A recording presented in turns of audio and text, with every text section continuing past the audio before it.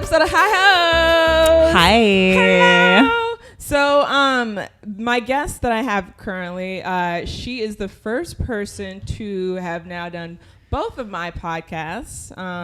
She has crossed over, and I'm so honored. I am very honored. She's an actress and a comedian, and she works on the National Lampoon's Presents Edition podcast. The final edition. The final edition podcast. Everybody, Insta podcast, y'all give it up for Samantha Jane Gurewitz. Yeah, thank you for doing both of those. Yeah, they're both rad. Thanks. You're rad. Okay, so you also you I'm wearing my work shirt. You're wearing your work I'm shirt? going to work right after this. Okay, and where do you work? Right now I work for Heavy Hitters, which is a cannabis vape company. We make distillate cartridges. Okay. I don't want to do my whole pitch. No, don't do you. Girl, if you don't want to, it's cool.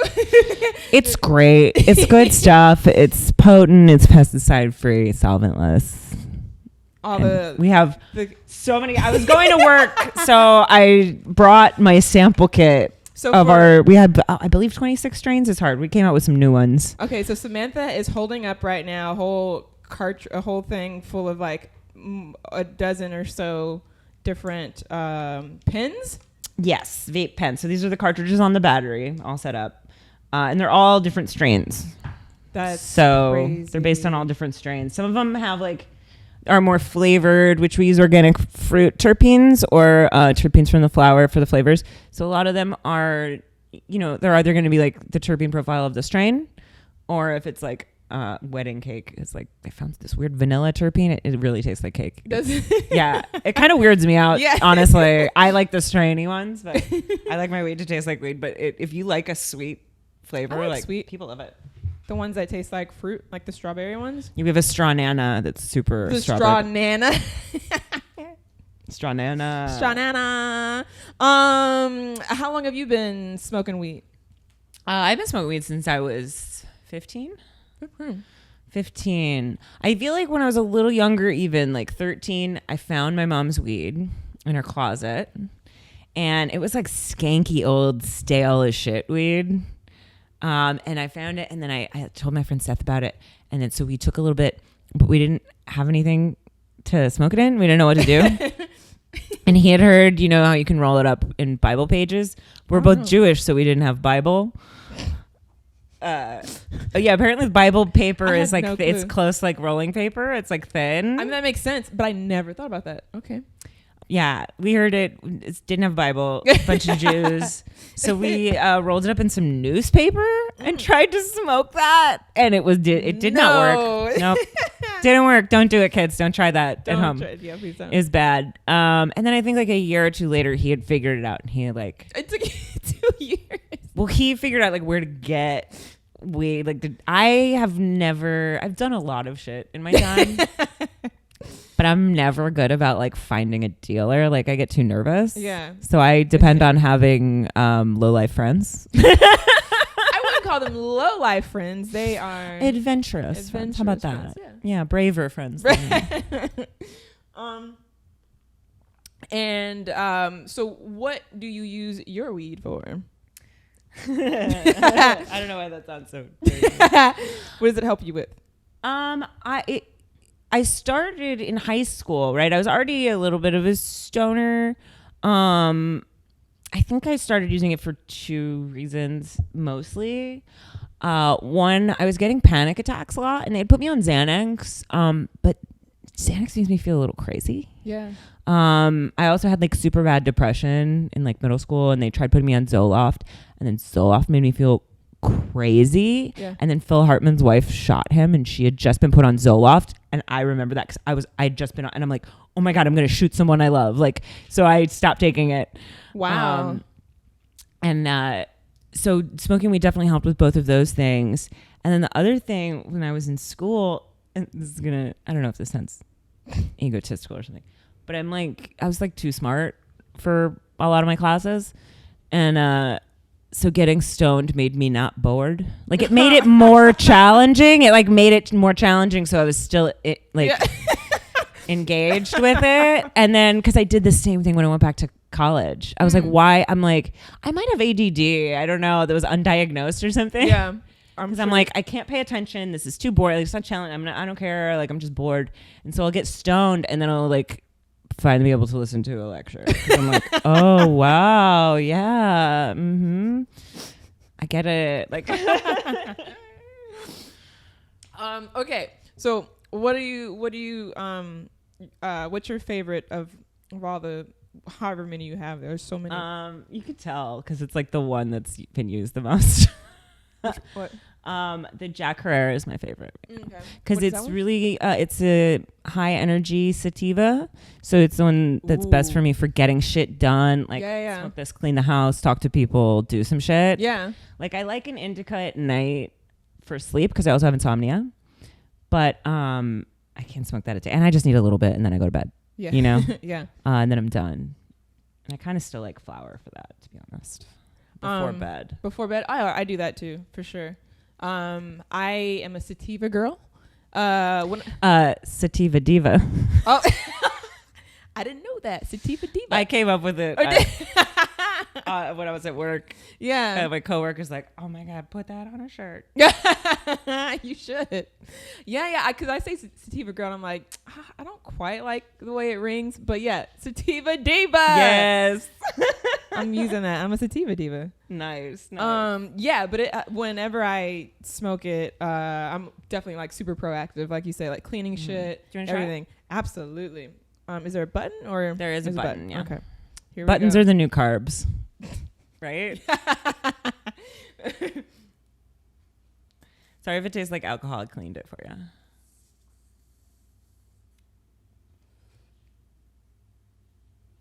Nice. Ooh, that's an Instagram clap. Big ass hit. I didn't mean to do that. Well, it's so smooth. We just started cold filtering. So the whole What line is cold filtering? It's called winterizing. So at the last step of our distillation, we bring it almost to freezing, which flashes out like an extra amount of fats and wax and lipids and stuff. It's nice. I took a woo. All right, it's gonna be a good episode.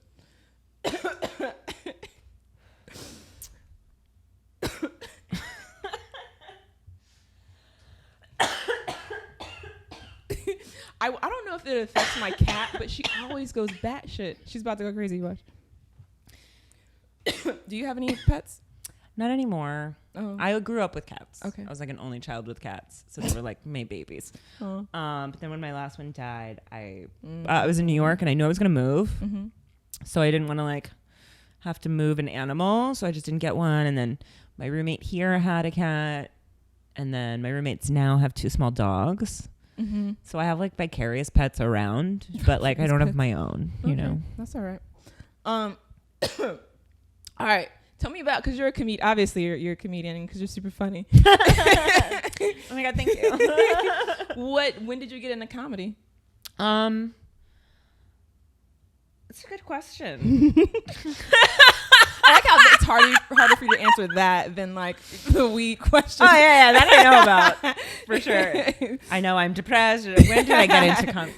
I mean, like I remember as a kid, SNL was always like really big for us. I was born during an episode of SNL. Like, wait, was it playing? What do you Yeah, mean? so SNL was on, and it was the first time Martin Short ever did the Ed Grimley character that he used to do. And my mom went into labor, and she was like, "Let's go," or her water broke or whatever.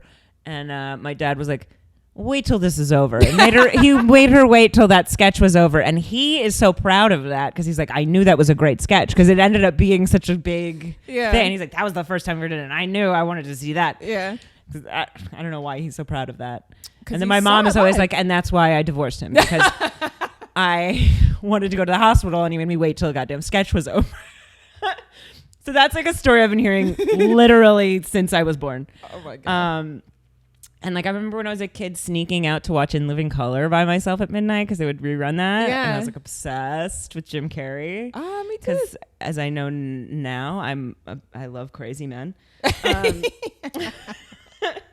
That's another episode. Yeah, I'll get into that later. So I was always sort of into it, and I remember always being into just like comedy and laughing. My dad's really, really cheesy, and there's lots of cheesy jokes. And I think because I came, my house was very contentious, like lots and lots of fighting. I always had that thing where I'm like, oh, but if I make people laugh, then they're not fighting, then they're happy. Yeah. So I like always wanted to be personable. But I went into just being actress, like a straight up actress, until I moved to New York. Well, I started doing improv in my community college. Yeah. Wait, where'd you grow up? In Florida. Florida, okay. I did improv at my community college, and that was the first time I was like, oh, I really like this. And then I moved to New York, and I went to like HB Studio for serious acting, and then UCB for make 'em ups. And after like 6 months, I was like, yeah, I don't like serious actors as people. Yeah. And I'm kind of over this, and I'd gotten all the weird body shaming and all that kind of weird stuff. And so I just was like, you know what? I'm just going to do comedy.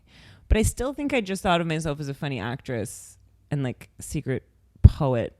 I didn't write anything funny until like years later. That's okay. Yeah. What about music? Because you do a lot of musical comedy. Yeah, my dad plays guitar. He's like one of those guys, like guitar collection and all that. Oh, nice. So I sort of grew up around it, and I quit a lot of instruments when I was a kid. What did you play? I started piano. First I quit piano. Then I quit guitar. Mm-hmm. Then I quit French horn in middle school. We all did that one. And then in New York, I started dating a guy that did music, and I was like, great, I'm going to make you write music for a character idea I have. And then I ended up doing that for years. And we were like, oh, they're funny songs, but they're actually good songs because he's a good musician. So we became a real band. And then when we broke up after like 5 years, I was like, all right, I need to learn how to make my own music, because now everything I've written for the past 5 years, I can no longer perform because I don't have this guy to play it for me. Yeah. So then I started playing. He had bought me a ukulele for one of my birthdays, because I had a wrist surgery on this wrist. So the chords are hard. I don't have great grip strength. Oh, wow. Yeah, they took 3 of my bones out. What? Yeah. Whoa. I had a thing called Kindbach syndrome, which apparently is very, very rare. What does it do? Or how does it develop? What is it's just the way your joints are built. Mm-hmm. You don't find out until after you get an injury, I think. It's just like the way my joints are built is not good. And so when I had a car accident, a trauma to the wrist, the blood supply got cut off to one of the bones. And then the bone died, because your bones are alive. Whoa. Your bones are alive. That sounds like a horror movie. Right? Did you not know that? Yeah, so your bones are alive. And so the bone died, and then it broke. And then I was like, well, why can't you put in another one? Yeah. And like, the body will reject it. Yeah, like you would need a donor bone, like an organ or something. Yeah. Wow. But it's so hard. It's so pointless, basically, to go through all of that. Like, they just take out the bones. Yeah.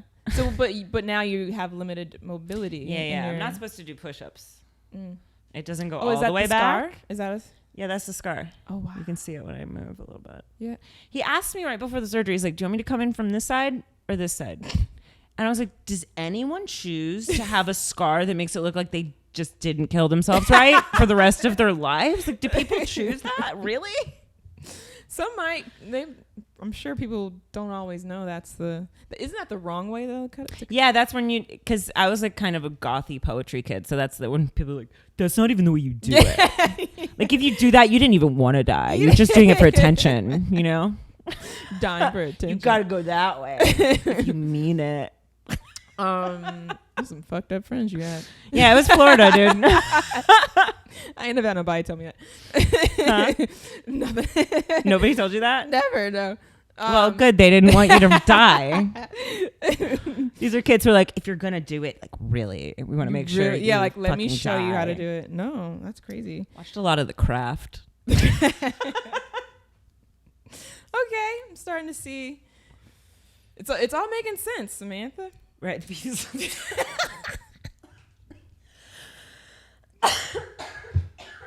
oh my gosh, how often do you blow out the levels on your mics for people just coughing their asses off? Someone kept burping. Really? Someone kept burping. I thought it was pretty hilarious. No, I don't know. It works. No one's complained about it so far. Awesome. All right. So tell me about when you started feeling depressed, and like when was that shit kicking in for you? Very young. Mm-hmm. I was like really depressed as a young child. Yeah. Which is funny because I feel like now I have all these people that are super depressed, but like it always happened so much older or like high school. And it's like by high school, I was like, I don't know if I was actually better or if I was just like on so many drugs that it was fine. But I got really depressed even in elementary school. I just remember always being a very neurotic child. Like I remember one of my first memories is I had this door. When I was young, we lived in upstate New York. So it was like an old wooden house. Ooh. And I had a door that was like split in half, like a barn door. And before bed, I'd be like, should I shut the whole door or just the bottom or just the top? And I would run through every dangerous scenario in my mind to figure out what was like logically the best way to close my door. Because I'm like, well, if a burglar breaks in or something, I want the bottom closed so it can't get in. But if there's a fire or something, I feel like I'd want the bottom open so I could get out, and like the top closed maybe so the smoke doesn't get in. And like I would like look out my window and like figure out how I would get out of the house if it just burned down. Like I was always imagining everything fucking falling apart. Yeah. And like and my parents are a bit crazy, so I'm sure I get like my mom is definitely depressed. So I remember my whole early childhood, her having migraines and being in bed and just being like, I can't take it anymore. Oh, wow. She says that a lot. Yeah. Yeah. So do you feel, has anyone else in your family experienced this too? Or like, because I know that sometimes depression can be genetic. Oh, yeah. They're all so fucked up. Oh, right. Well, it's also a small family. I think that's part of it. I'm an only child. My mom's an only child. Oh, wow. My dad has one sister who had a nervous breakdown. She was like institutionalized. Wow. She was rolling on the floor and speaking in Jamaican accents and tongues. Oh, really? Mm-hmm. Wow. And then after that, I don't know what happened because she's like this like white lady, this little Jewish white lady from the Bronx, like the most Jewish white lady from the Bronx. She like Cool Runnings, man. Yeah. She's like rolling the floor speaking Jamaican. And after that, she joined a Pentecostal black church and has been in it ever since. Really? Yeah. She became a minister. She's a minister. And no shit. Yeah. Still, they're all rad, man. We went up for her ceremony. We walked up and they're like, "You must be Joy's family." We're like, "How'd you know?" Yeah, wow. Good guess. They were so nice, though. Oh, of course, yeah. That's crazy. So you've pretty much seen this throughout your whole childhood growing up. Yeah. Wow. Okay. So like, what were there for you personally? Were there like certain triggers that would like for depression or yeah? Sure. I think a lot of it. I mean, it became later as I got a little older.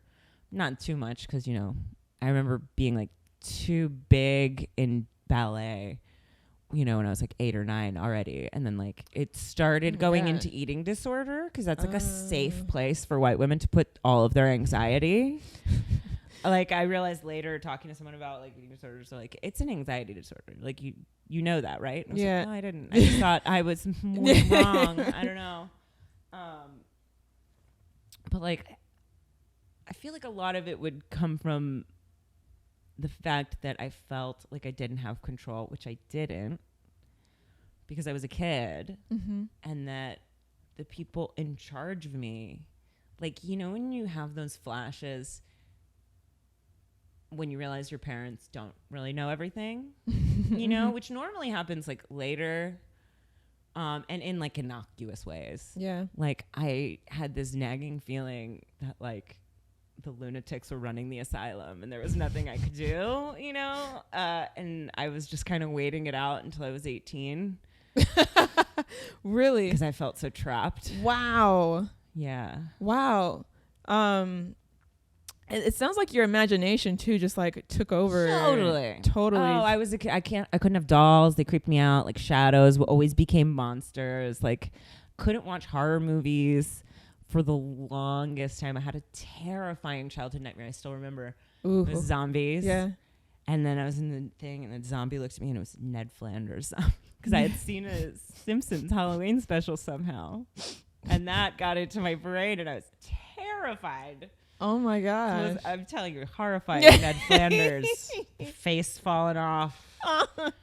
Yeah, it was crazy. I had a horrifying dream about Bert and Ernie chasing me once. Murderous Bert and Ernie in a motorcycle sidecar. Oh like, no! Like driving after me, wanting to kill me. Wow. Yeah, I couldn't look at him for a while. It was. I was like a really neurotic child. That's I had like PTSD about Bert and Ernie for years. No one could understand because it was just a dream I had never around. Someone would look at me. Okay, so do you still talk to this friend? Yeah. I think that was my friend Katie's house, unless I'm making that up. Like, does she know now, like, the reason why you were, like, being weird? No, I think it was a subtle thing, too, that no one else noticed. Because it's like, what? Oh, this kid just, like, turned... Like, kids are always touching stuff and whatever, and you assume they're just doing it because they're experimenting with the world and, like, learning and growing. You're not like, oh, that kid obviously has neuroses about this chair staring at her. That's so intense. That's great. So, like, can you watch it now? What happens now if you watch it? I'm like, well, they're obviously gay, but... I don't think I had a problem with that. I never thought about that. Are they? Come on. Bert and Ernie? It never crossed my mind. Confirmed bachelor roommates. The Odd Couple, too. Like, all of them. Yeah. But now, when you said it just now, I'm like, I never connected the dots. My gaydar is on. Well, they played with it in Avenue Q. Right? That was their whole thing. I don't think I saw Avenue Q. Oh, I'm yeah. aware of it, though. It's a musical. Yeah. Puppets musical. And I told you I was a real actress from nerdy. Hey, I appreciate that. Because then I learn. Nerdy things. Nerdy things is what I think a little bit more. Yeah. We'll see how I'm I good. can go. I have to go to work. Yeah, okay. So, gosh, how long did that sort of carry on into your life? All of this, the insane thoughts. Now? No. You have them right now? No, I'm much better. I'm sorry. I'm trying to stay low because I feel like you told me I don't need to cut off the Instagram. Now I'm getting a little stoned and like awkward in my body. I think I'm much better now as an adult. I think because I was so depressed and crazy so young, and this is going to be so Scorpio of me to say, but like, you know, I became comfortable with the darkness of life, which is necessary. Mm-hmm. Like you need death to have rebirth. Mm-hmm. It's not just like one end of it. It's like part of the whole. Yeah. And I got really into that kind of, you know, read lots of philosophy, lots of poetry. Yeah. I started writing poetry a lot in high school. Okay. I think that's when I got a little better, as I started to have more of an outlet to express, you know, whatever I felt. Yeah. I wrote some, like, oh my God, it was probably the worst. I got to find it. My first thing I ever did, we did a show called Poetry Alive at my school every year. So this was my first foray into poetry. It's like, I wasn't part of the lit mag or anything. I'm like, I'm just going to audition. Like I wrote a thing. It was like something between a monologue and a poem. And it was like this whole thing where like, you left me and did all these things and metaphors and bleeding and whatever. And it felt like a breakup poem. Yeah. And at the end, I'm like, goodbye, Dad. Oh, wait, goodbye, Dad? Boom. Yeah, that was the big drop. And people loved it. It was like only a room full of fucking 15-year-olds could love this. But I felt so validated. It was like I found my people. Yeah. Where it's like, yeah, we're all depressed. Like, yeah, that's why we're going to talk about like how you cut yourself for real. Yeah. Yeah. I'm like, oh yeah, Kelly's a cutter. God, she just wants so much attention. Like, like we're not even concerned. I know. You're just like jealous. That's insane. So, shit. I lost my thought. I'm high. Yeah, I hope so. Hey, girl. Yeah. you with the one. You're like you could be you know Mitch Hedberg. Oh my God.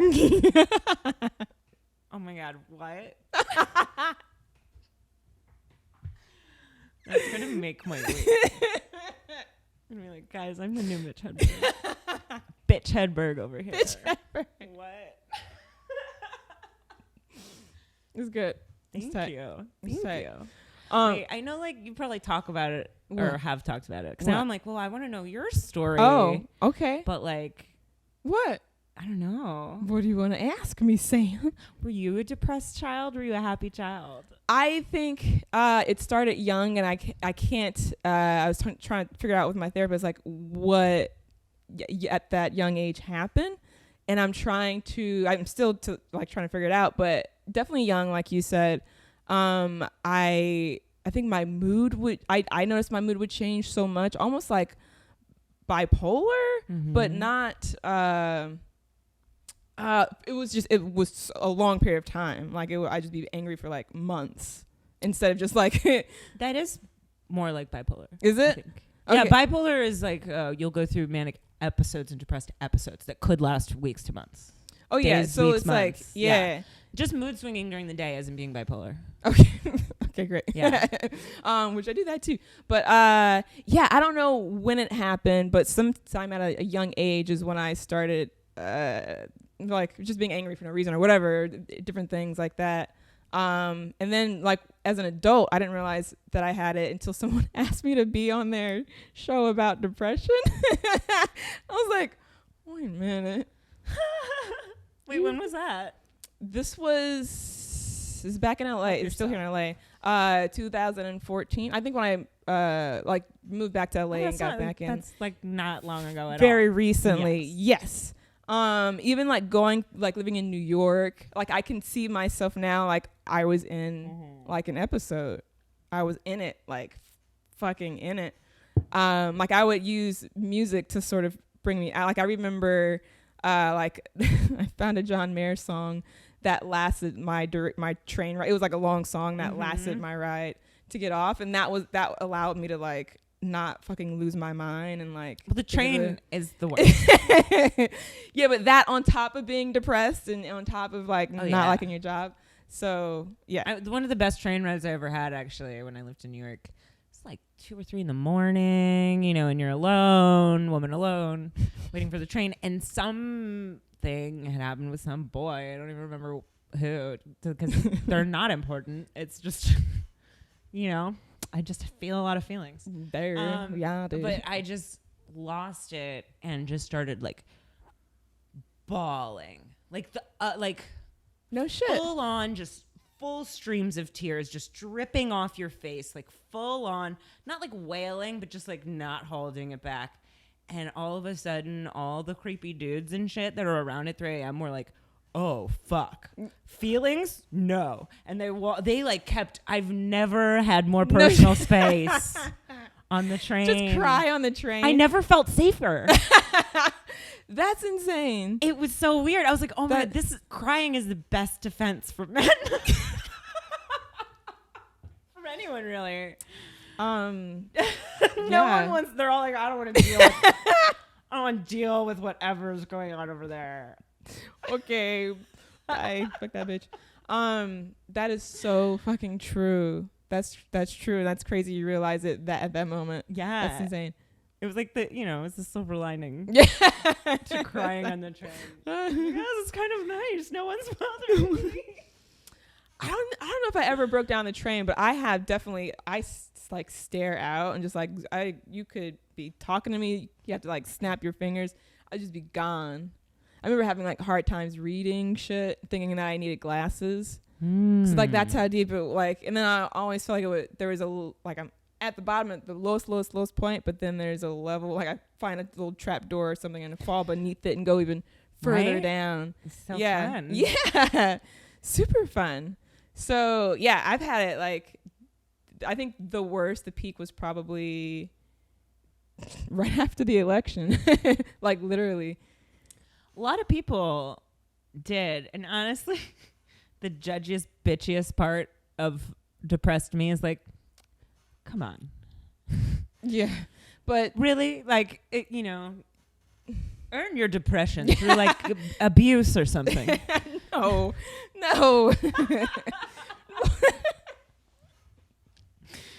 I don't know. That's probably me just being an asshole. Yeah. Well, because I was like, because people who have like so many other things that, like, you know, there's just so many better things to be upset about that are actually happening to you on a day-to-day personal basis, that it's like, that is also very troubling to me, and I don't like it. But I feel like if you just let yourself get personally affected by anything too removed from your immediate situation, that's how anxiety and depression like just spirals, because there's nothing you can be like, what can I do about it in this situation that could maybe help? But like when you're just upset, it's the same way of being like, well, the sun is getting bigger, the sun is going to explode any day, and now I'm just going to like be depressed because I know that the sun is going to explode one day. It's like, yeah, but it's not a choice. You're saying as though it's a choice to like. No, I don't know if it's a choice. Yeah, I'm not saying it's a choice, but I mean, that's that meditative thing, right? Like your thoughts aren't. It's not like, why do you choose to think this way? But you know, I have terrible thoughts I don't choose to think. But you can choose whether to give those thoughts all your weight and attention, or to just let them pass through you. No, I don't know if it's as easy as letting it pass through you. At least I haven't. It's not easy. Yeah. You know. It's.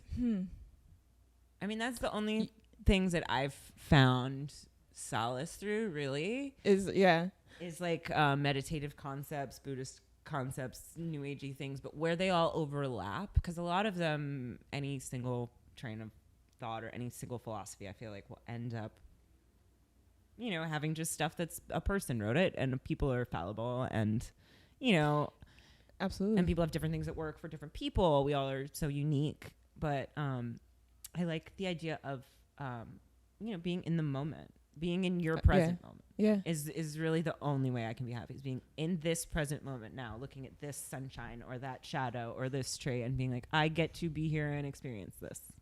Right now. Yeah, that's the only thing that really works for me. Really? Okay. And I like the concept, like I read this recently, that's like, you are not your thoughts. You are the one witnessing your thoughts. You know what I mean? Yeah.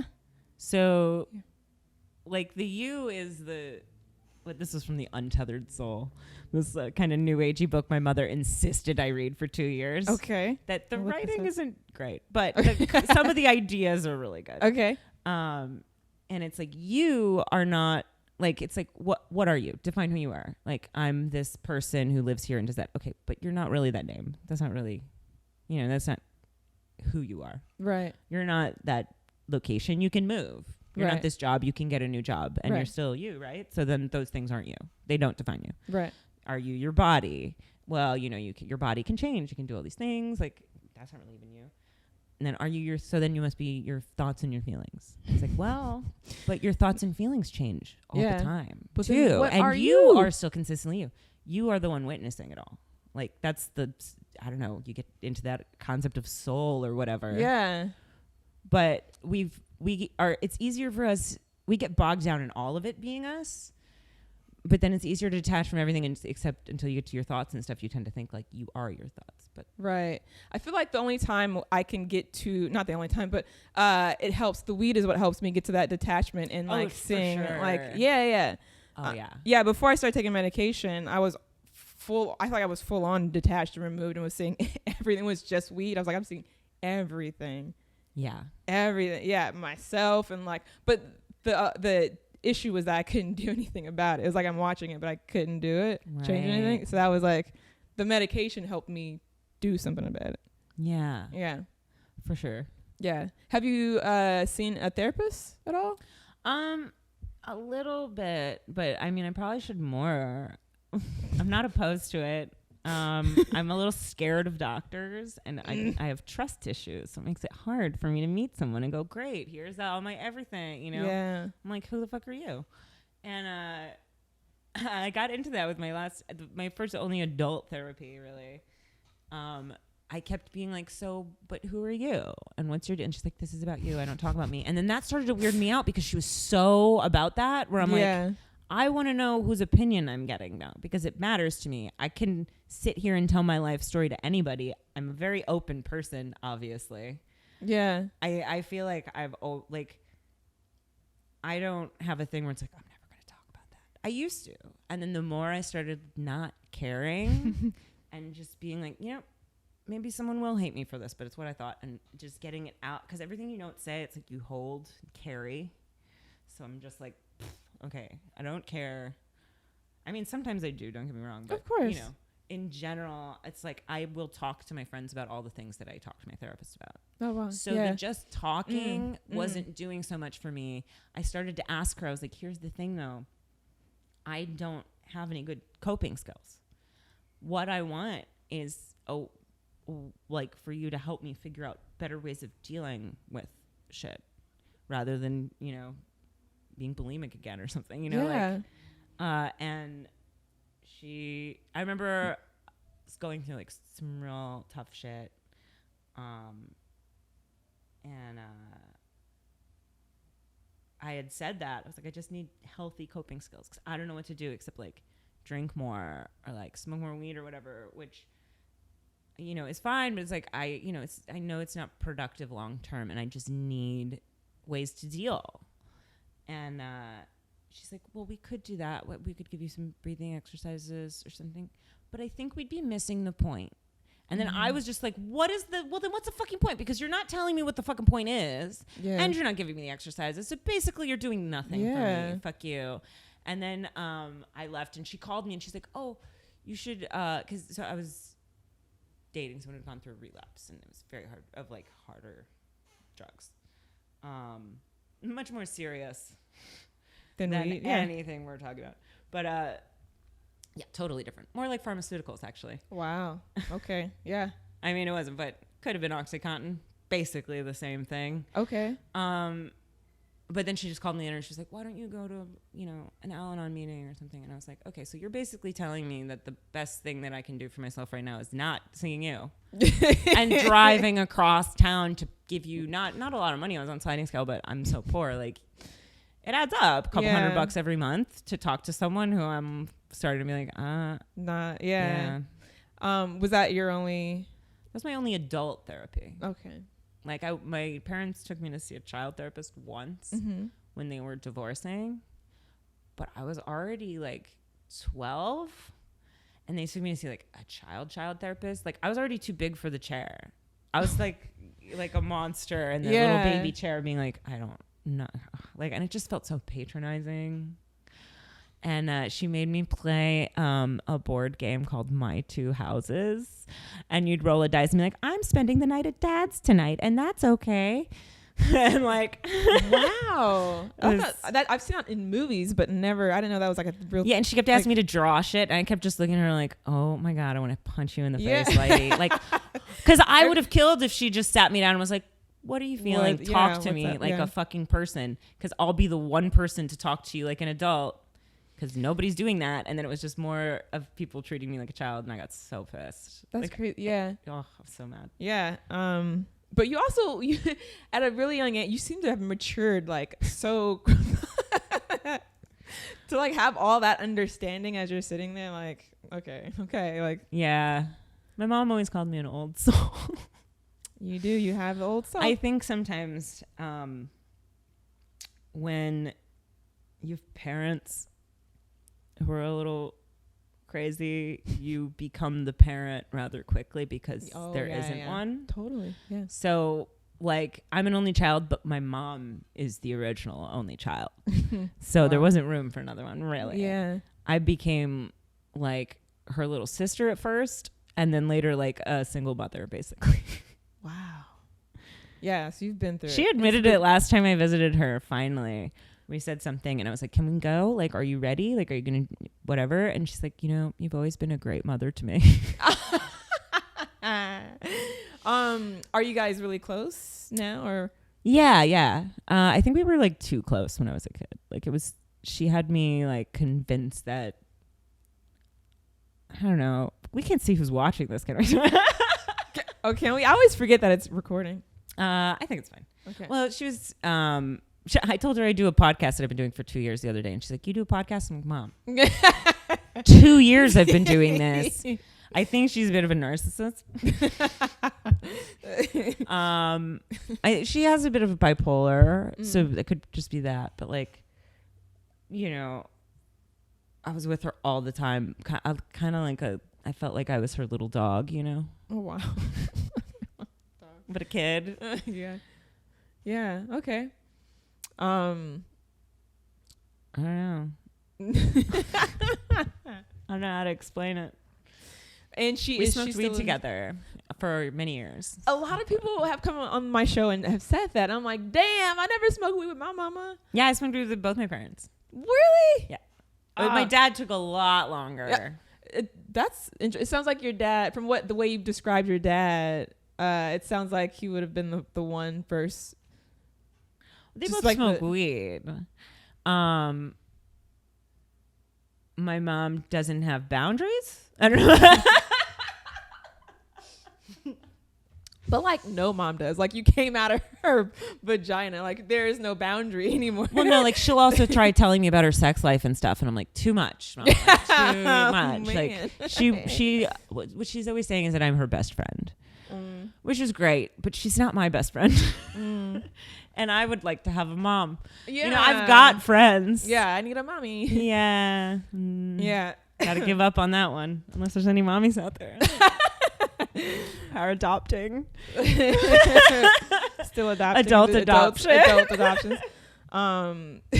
So it's 2018. How are you right now? No, I'm kidding. What? When? No. Oh no. How are you? Scale of 1 to 10. Where you're at? Like fucking life is like dope as fuck. 1, like, okay, gotta talk about it. Wait, 10 is dope as fuck? 10 is dope as fuck. 10 is like, I'd say like 7. I've generally gotten more in the practice of like, you know, all the Oprah ways of feeling better, basically, because I don't do therapy, but like being grateful, like just a great what? Grateful. Oh, being grateful.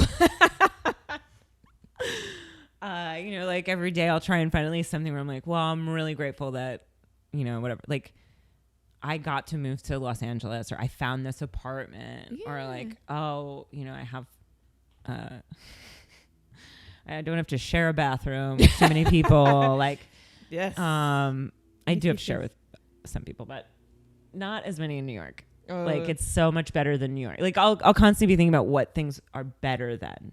I think that's the one benefit to have gotten a lot of dark shit out of the way early. Yeah. Is that even when I'm down, because I've went through a real horrible breakup, and I don't know, maybe I'm still going through it. It's very unresolved. But like I've gone through a bunch of things. I've been more depressed than, you know, than maybe I had in a few years. But I still, like, it's nice that even in like the midst of my most depression now, I can think about when I was a kid and be like, well, this is better though.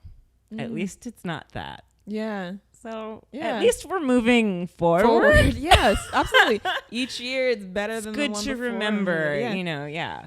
Yeah. Okay.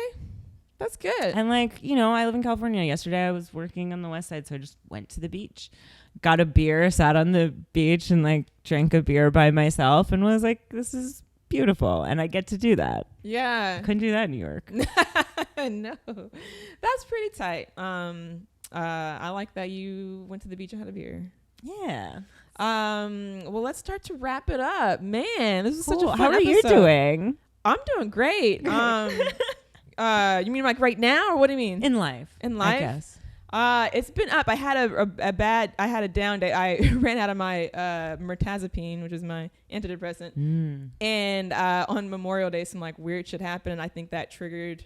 I was fine for like the however 5 days that I didn't have it, and then Memorial Day was it Memorial Day? What just happened? Monday? Yeah. Some shit happened, and then I had to like I ended up in a hospital basically. So I think that the next day at work was like real bad. But otherwise, I've had like a pretty solid fucking year. Like, cool. Yeah, it's been. Yeah, thank you for asking because it's been so good. Yeah, awesome. Okay, cool. Well, then let's plug some shit. I feel like this is deja vu. Yeah, I just plugged some shit, but like they don't know that, right? I know. You don't know that. I just did. It's my second podcast. Oh my I'm God. like Oh my God. kind of a podcast pro. I feel like I want to have a podcast, but I'm thinking about starting my own podcast. Can I plug that? Like I'm everyone in LA right What now. idea? What do you think? I love talking about trauma and shit, fucked up shit. You know, just this is keep all my coming back favorite here. stuff to talk about. It's great. I heard you told me like about this podcast. I'm like, I was one of those ones where I was like, fuck, I wish I thought of that.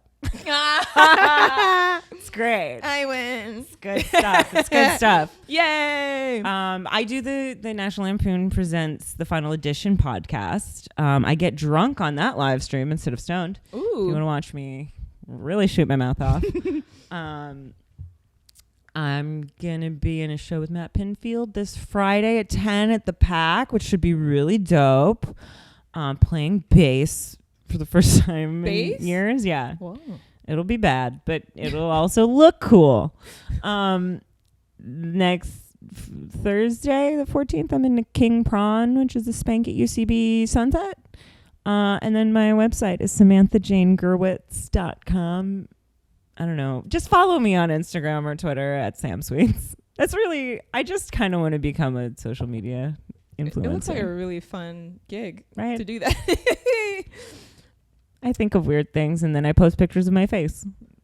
How many followers do you have? I have over 1,000 followers. See? On both of them? You have multiple. Well, on Twitter and on Instagram. Oh, on Twitter and Instagram. Yeah. I've cracked 1,000 in both, but I don't remember exactly. It's not too much higher than that. But that's still you're But good. like, help me out, kids. Everybody. I post a lot of weed shit now. Yeah. Yes. And thank you again for bringing all of the. Thank you to Heavy Hitters at Heavy Hitters TPC. Give me a raise, please. Please give some other raise. I'm Look at this. so poor. Thank you for being here, Sam. Thank you for having me. Absolutely. I'm Marcella Riley, and check out my other podcast, White People Do Black Things. You can hear Sam The on white it. person. And see you next week. Bye. Bye. Hi.